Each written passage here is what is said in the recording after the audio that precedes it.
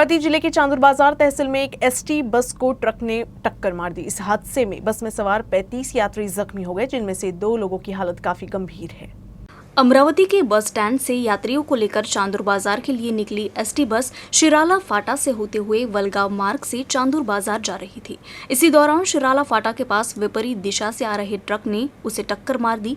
हादसा इतना जोरदार था कि ट्रक से टकराने के बाद बस अचानक से दूसरी ओर पलट गई। इस जोरदार हादसे में बस में सवार 35 यात्री जख्मी हुए हैं। हादसे की खबर मिलते ही पुलिस और स्थानीय नागरिकों की मदद से सभी जख्मियों को अस्पताल में पहुंचाया गया। कुछ लोगों को अधिक चोट आने से अमरावती के जिला अस्पताल में भर्ती कराया गया, जिनमें से 2 की हालत चिंताजनक है। उप मुख्यमंत्री देवेंद्र फडणवीस ने हाल ही में मैं पुनः येल वाला बयान दोहराया था। इसको लेकर फडणवीस के विरोधियों ने उनकी आलोचना की थी। इस पर भाजपा सांसद डॉक्टर अनिल बोंडे ने अपनी प्रतिक्रिया देते हुए कहा कि महाराष्ट्र की जनता की इच्छा है कि देवेंद्र फडणवीस दोबारा आए। राष्ट्रवादीमध्ये गेला किंवा संजय राऊत कुठेही गेला तरी त्या पक्षाला बर्बाद केल्याशिवाय राहणार नाही एवढं नक्की नाही। देवेंद्र फडणवीस पुन्हा यावे ही निश्चितपणे महाराष्ट्रातल्या जनतेची इच्छा आहे। कारण जेव्हा देवेंद्र फडणवीस मुख्यमंत्री होते 5 वर्षापर्यंत या महाराष्ट्राने सुवर्ण काळ पाहिला आणि त्यावेळेला महाराष्ट्राची धडाक्यानं प्रगती झाली। जलयुक्त शिवार सारखा कार्यक्रम झाला, शेतकऱ्यांना मदत मिळाली, कर्जमाफी मिळाली। एवढंच नाही तर लातूर सारख्या ठिकाणी पाणी मिळत नव्हतं, त्या ठिकाणी लातूरलाही पाण्यासाठी दुर्भिक्षापासून दूर करता आलं। म्हणजे पाण्याच्या योजना राबवण्यापासून तर युवकांपर्यंत सगळं काम देवेंद्र फडणवीस मुख्यमंत्री असताना एकही डाग न लागू देता देवेंद्र फडणवीसांनी केलं। 2.5 वर्षाच्या काळात बरंचसं पुसण्याचा प्रयत्न महाविकास आघाडी सरकारने केला। आता या 8 महिन्याच्या काळात दोघंही जण एकनाथजी शिंदे आणि देवेंद्र फडणवीस पुन्हा राज्याची गाडी रुळावर आणण्याचा प्रयत्न करतात, परंतु त्यामध्ये विघ्न टाकण्याचं काम बारसूचा रिफायनरीचा प्रोजेक्ट असो किंवा समृद्धी मार्ग असो, यावर कुठे अडथळा आणता येईल हे महाविकास आघाडीचे सगळे लोक मोठ्या जीवाच्या आकांतानं करतात। आणि म्हणून लोकांना वाटतं की पुन्हा देवेंद्र फडणवीस असले तर निश्चितपणे सुवर्ण काळ हा महाराष्ट्राचा पुनः शुरू हुई। अमरावती जिले के नांदगांव खंडेश्वर तहसील में पिछले सप्ताह बेमौसम बारिश और ओलावृष्टि के कारण किसानों की फसलों और फल बागों को भारी नुकसान हुआ है। सबसे ज्यादा प्याज को नुकसान पहुंचा है, लेकिन अभी तक सरकार ने नुकसान का सर्वेक्षण नहीं कराया है, जिससे किसानों में नाराजगी है। इसलिए किसानों ने शिवसेना ठाकरे गुट के नेतृत्व में तहसील कार्यालय पर मोर्चा निकाला। इस दौरान बारिश में खराब हुए प्याज फेंककर मुआवजे की मांग की। नांदगांव खंडेश्वर तहसील में पिछले सप्ताह बेमौसम बारिश के कारण फलबाग, संतरे, नींबू, मूंग, प्याज, तिल, तरबूज और सब्जियां आदि को भारी नुकसान हुआ, जबकि बड़े पैमाने पर प्याज की फसल भी बर्बाद हुई है।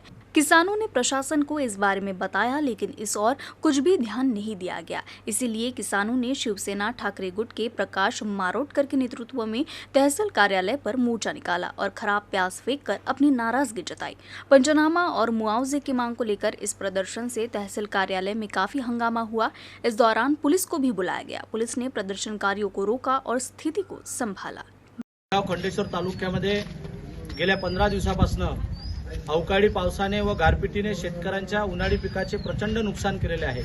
आपण हे कांदे बघता, संपूर्ण कांदे पाणी लागल्यामुळे, गारपीट लागल्यामुळे सडलेले आहे आणि अद्यापही महसूल विभागाने व कृषी विभागाने या सडलेल्या कांद्याचे व झालेल्या नुकसानीचे पंचनामे अद्यापर्यंत केले नसल्यामुळे शेतकरी आज चिंतेत सापडला आहे। एकीकडे हंगामी ची वाई पेरी हे करण्याला सुरुवात झालेली आहे शेतात, परंतु अद्यापपर्यंत शेतकऱ्यांच्या बांधावर कृषी विभाग व महसूल विभाग पोहोचला नाही आणि राज्याचे कृषी मंत्री आणि महसूल मंत्री सांगतात की हे सरकार शेतकऱ्यांच्या बांधावर जाऊन नुकसान भरपाई बघेल, परंतु एकही तलाठी किंवा कृषी अधिकारी शेतकऱ्यांच्या बांधावर पोहोचला नाही।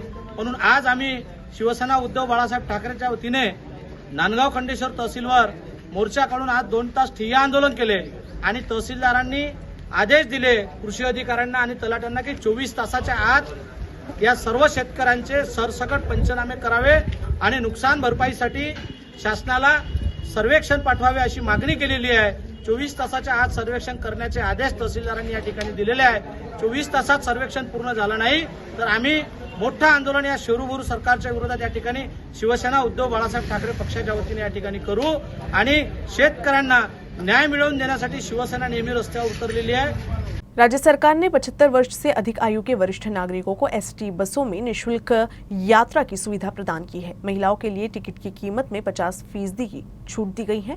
इससे एसटी बसों में वरिष्ठ नागरिकों के साथ महिला यात्रियों की संख्या बढ़ गई है। अमरावती जिले में रोजाना 1,05,000 यात्री सफर करते हैं। इनमें से 8,000 महिला यात्री शामिल है। राज्य सरकार ने 75 वर्ष से अधिक आयु के वरिष्ठ नागरिकों को एसटी बसों में निःशुल्क यात्रा की सुविधा प्रदान की है। महिलाओं के लिए टिकट की कीमत में 50% की छूट दी गई है। टिकट किराए में छूट मिलने से निगम की एसटी बसों में सफर करने वाली महिलाओं की संख्या में इजाफा हुआ है। अमरावती जिले में प्रतिदिन एसटी के 1,800 फेरे लगते हैं, जिसमें रोजाना 1,05,000 यात्री सफर करते हैं। महिला यात्रियों की संख्या बढ़कर एसटी बसों में प्रतिदिन 8,000 महिलाएं सफर करती है।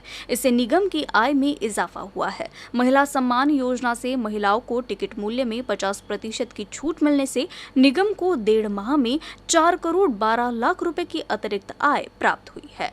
पिछले 1.5 माह में अमरावती में एसटी बसों में 15,76,000 महिलाओं ने सफर करने की जानकारी विभाग नियंत्रक निलेश बिलसरे ने दी है। साधारणतः शासनाने 2 अभिनव उपक्रम या मागील वर्षी राबवले।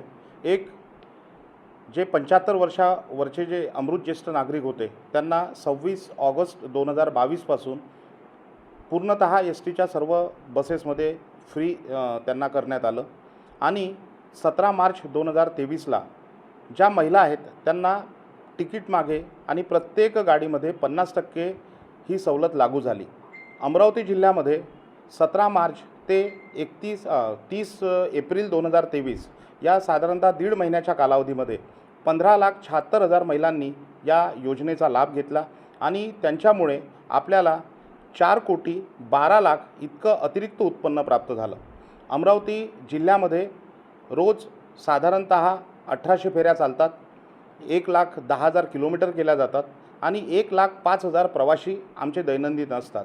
या 1,05,000 प्रवाशांपैकी पूर्वी साधारणतः 35,000 ते 36,000 प्रवासी महिला असायचे। आता या योजनेमुळे साधारणतः 45,000 प्रवासी महिला या आहेत, म्हणजे 8,000 ते 9,000 दैनंदिन महिला प्रवासी वाढ झालेली आहे आणि या योजनेचा एसटी महामंडळ अमरावतीला विशेष लाभ होत आहे आणि भविष्यामध्ये सुद्धा आपल्याला या योजनेचा आर्थिक सुलभतेकरता महत्वाची भूमिका रहना है। धन्यवाद। वन विभाग द्वारा बुद्ध पूर्णिमा पर मेलघाट टाइगर रिजर्व में प्रकृति अनुभव कार्यक्रम का आयोजन किया गया। इसमें 140 प्रकृति प्रेमियों ने रात भर जंगल में मचान पर बैठकर जंगली जानवरों को देखने का रोमांचक अनुभव लिया। चांद की रोशनी में वन्यजीव प्रेमियों ने कई जानवरों और 21 बाघों को देखा। मेलघाट टाइगर रिजर्व में बुद्ध पूर्णिमा के अवसर पर वन विभाग द्वारा आयोजित प्रकृति अनुभव कार्यक्रम में 140 प्रकृति प्रेमियों ने रात भर जंगल में मचान पर बैठकर जंगली जानवरों को देखने का रोमांचक अनुभव लिया। इस दौरान वन्यजीव प्रेमियों ने कई जानवरों के साथ 21 बाघों का भी दीदार किया। मेलघाट टाइगर रिजर्व का सिपना, अकोट, गोगामल मेलघाट वन्यजीव विभाग और अकोला पांढरकौड़ा वन्यजीव विभाग में प्रकृति प्रेमियों को ऑनलाइन मचान आरक्षित करने की सुविधा दी गई थी। इस वर्ष पुणे, मुंबई, नासिक, यवतमाळ, ठाणे, औरंगाबाद, नागपुर, नंदुरबार और हैदराबाद के 140 प्रकृति प्रेमियों ने इसमें भाग लिया। हा माझा फर्स्ट टाइम एक्सपिरियन्स होता। बेसिकली आम्ही 3-3:30 वाजता मचानवर पोचलो। रजनी आमची मचान होती, तिथं रोहित वानखडे आमचे जे गाईड होते आमच्यासोबत होते। नंतर आम्ही तिथं थोडा वेळ बसलो, व्यवस्थित निसर्गाचं पूर्ण व्यवस्थित आस्वाद घेतला। त्यानंतर मग 7-7:30च्या दरम्यान आमच्या इथे एक अस्वल आली आणि अस्वल आली, ती पाणवठ्यापाशी गेली, पाणी पिली, त्यानंतर पुढे निघून गेली। त्यानंतर मग आम्ही राईट साईडला तिथे मंदिर होतं, त्या मंदिराच्या तिथनं एक वाघ आला आणि तो जस्ट 7-8 सेकंदच आम्ही त्याला बघितलं आणि तो आला, रस्ता क्रॉस केला आणि चालला गेला।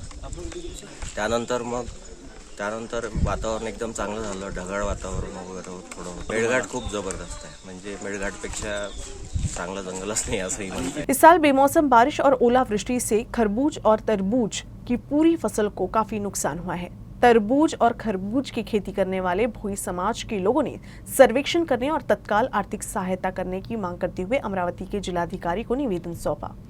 पूरे राज्य में भोई यानी मछुआरा समुदाय के लोग हर साल नदी के किनारे तरबूज की खेती करते हैं। इस साल भी भोई समुदाय के लोगों ने खरबूजे और तरबूज की फसल नदी किनारे और दूसरों के खेतों में लगाई थी, लेकिन इस बार बेमौसम बारिश और ओलावृष्टि से खरबूज और तरबूज की पूरी फसल को काफी नुकसान हुआ है। इसलिए खरबूजे और तरबूज की खेती करने वाले भोई समुदाय के लोगों को खेती से भारी आर्थिक नुकसान हुआ है। इसलिए अब इन सभी ने सरकार से सर्वेक्षण कराकर आर्थिक मदद देने की मांग की है।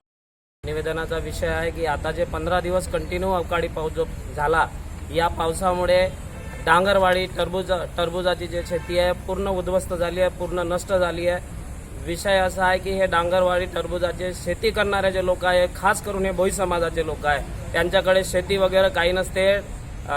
लागवणीसाठी ते ठेका रक्कम देऊन लागवड म्हणून ते पैसे देऊन शेती करतात आणि त्याच्यात डांगरवाडी टरबूज पिकवतात।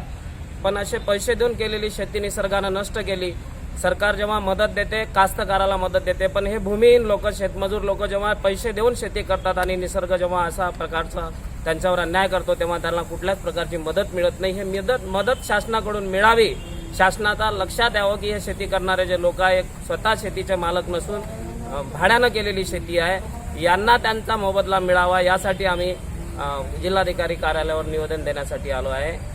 त्यांना सरकारने मदत करावी, त्यांचा सर्वे करून हे लोक जे शेती करतात यांना त्याची मदत मिळावी, एवढं आम्हाला सरकारला सांगणं आहे आमचं। अमरावती जिले के परतवाड़ा अचलपुर तहसील में ईंट भट्टा मालिकों ने अवैध रूप से जमीन पर कब्जा कर लिया है, जिससे नदी में पानी का बहाव बदल गया है। अमरावती जिले के परतवाड़ा अचलपुर तहसील के ईंट भट्टा मालिकों ने अवैध रूप से सरकारी जमीन पर कब्जा कर लिया है। इससे नदी में पानी का बहाव बदल गया है। इसके अलावा कभी कभी ये पानी किसानों के खेतों में भी घुस जाता है, जिससे किसानों को समस्या होती है। इसलिए किसानों ने राजस्व और जल संपदा विभाग की ओर से संबंधित विभाग को अतिक्रमण हटाने के लिए उचित कार्रवाई करने की मांग की है।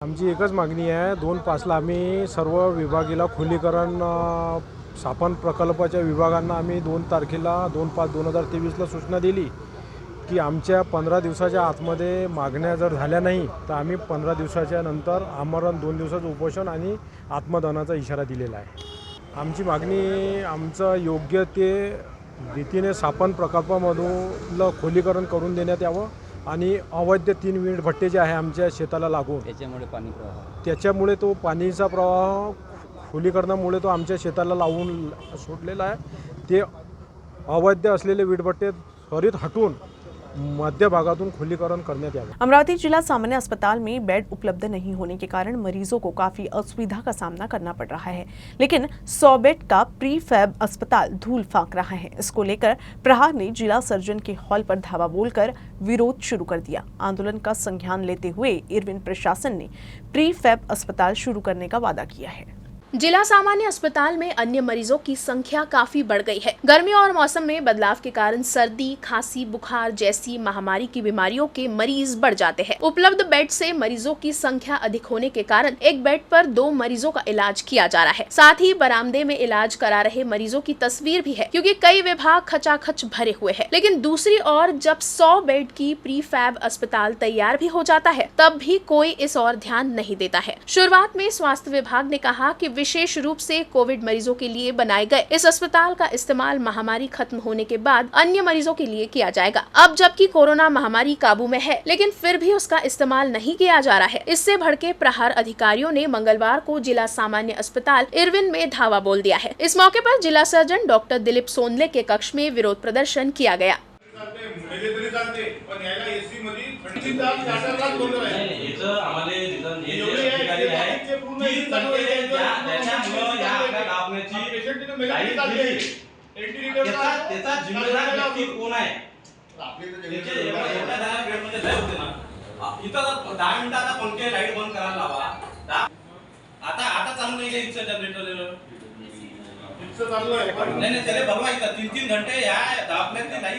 जिल्हा सामान्य रुग्णालय इथे हजारो रुग्ण रोज आपल्या इलाज करण्यासाठी येते, पण इथच्या दवाखान्याचा इतका भोंगळ कारोबार आहे की इथच्या पेशंटला साधं चांगलं ट्रीटमेंट नाही, त्यांचा चांगला इलाज नाही। त्यांना वार्डामध्ये जेव्हा नेतात तेव्हा एका वार्डामध्ये एका बेडवर 2-3 पेशंट आणि ओरंडात आणि थंडाचा बाशीसुद्धा ते पेशंट ठेवतात.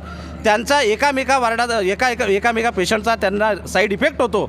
पण यांच्या लक्षात येत नाही आहे जे अमरावतीमध्ये कोरोना काळामध्ये फ्री फ्लॅग हॉस्पिटल 100 खाटाचं जे तयार आहे, AC लागलेली आहे, 100 बेड तिथं अवेलेबल आहे, पंखासुद्धा लागलेला आहे. पण त्या हॉस्पिटलचा कोणीही हे 2 वर्षापासून इथचं प्रशासन त्यावर लक्ष देत नाही आहे. ते धूळ खात आहे. इथचे पेशंटच्या ओरंड्यात झोपलेले आमचा गंभीर आरोप आहे की त्या पेशंटला तिथं हॉस्पिटलमध्ये त्यांनी झोपावं आणि त्या दवाखान्याचा 100 खाटाचा जे दवाखाना आहे त्याचा वापर करावा, जेणेकरून अमरावती जिल्ह्यातले जे रुग्ण येते त्यांना दिलासा होईल आणि त्यांची प्रकृती चांगली होईल, त्यांचं आरोग्य चांगलं राहील. यासाठी आज प्रहार जनशक्ती पक्षाने इथे एक आंदोलन केलं. भारतीय जनता पार्टी के सांसद बृजभूषण सिंह पर यौन उत्पीड़न का आरोप लगाते हुए महिला पहलवानों ने दिल्ली के जंतर मंतर मैदान पर विरोध प्रदर्शन का आह्वान किया है. इस आंदोलन के समर्थन में अमरावती शहर के डॉक्टर बाबा साहेब आम्बेडकर चौक पर सर्वदलीय धरना आंदोलन और हस्ताक्षर अभियान का आयोजन किया गया.